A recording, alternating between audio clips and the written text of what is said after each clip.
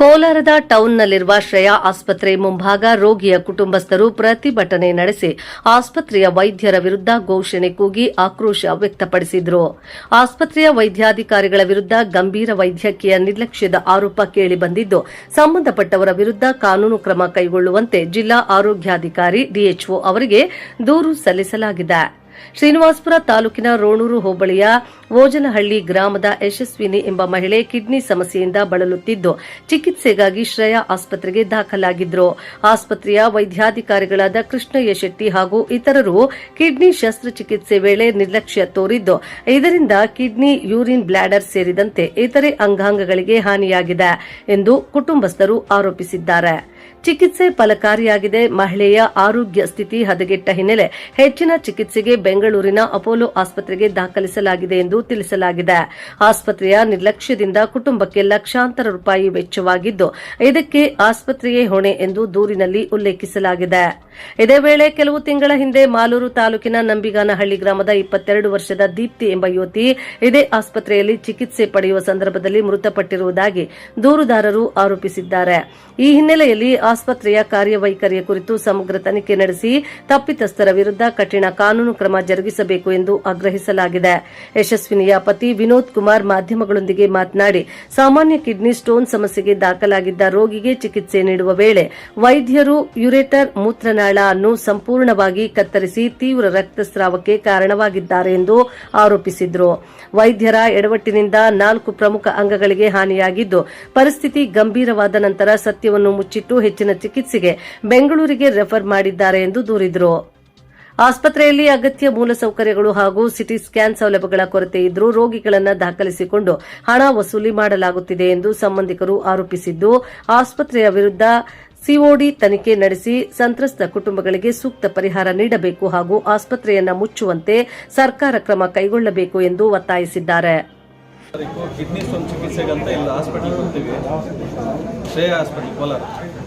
So ಅವರು ನಾವು ಬರೋಕ್ಕಿಂತ ಮುಂಚೆ ಒಂದ್ಸಲ ಕನ್ಸಲ್ಟ್ ಮಾಡಿದಾಗ ಲ್ಯಾಪ್ರೋಸ್ಕೋಪಿ ಹಂಗೆ ಮಾಡ್ತೀವಿ ಹಿಂಗೆ ಮಾಡ್ತೀವಿ ವಿಡಿಯೋ ತೋರಿಸಿ ವಿತಿನ್ 30 ಮಿನಿಟ್ಸ್ 40 ಮಿನಿಟ್ಸಲ್ಲಿ ಕ್ಲಿಯರ್ ಮಾಡಿಬಿಡ್ತೀವಿ.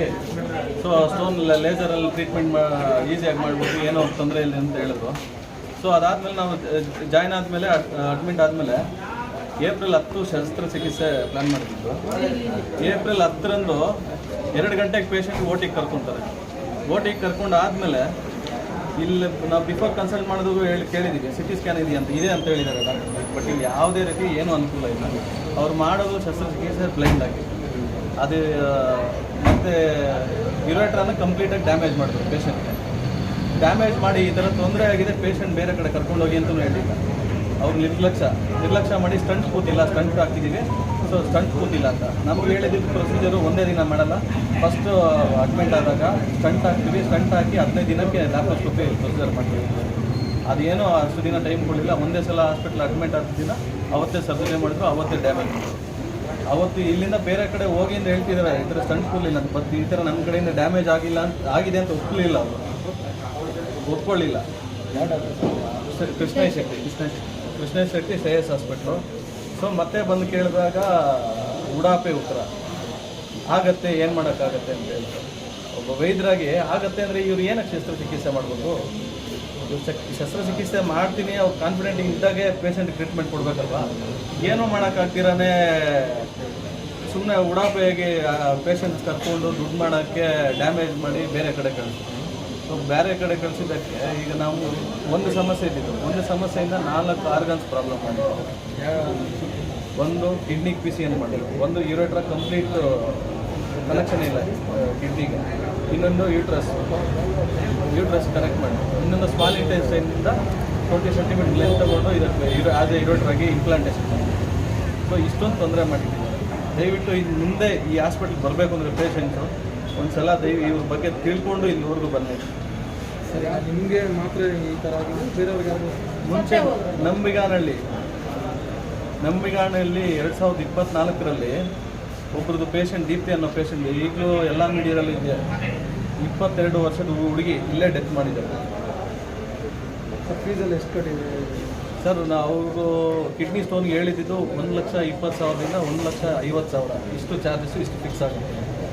ಡಿಪೆಂಡೆನ್ಸ್ ಸಿವಿಯರಿಟಿ ಮತ್ತು ಎಷ್ಟಾಗುತ್ತೋ ಫೈನಲ್ ಆಗಿ ಹೇಳ್ತೀನಿ. ಅಡ್ವಾನ್ಸ್ ತೊಗೊಂಡಿದ್ದು 50,000 ಅಡ್ವಾನ್ಸ್ 50,000. ಈಗ ನಿಮ್ಮ ಪೇಷಂಟ್ ಕಂಡೀಷನ್ ರಿಕವರಿಯಲ್ಲಿದ್ದಾರೆ ಸರ್.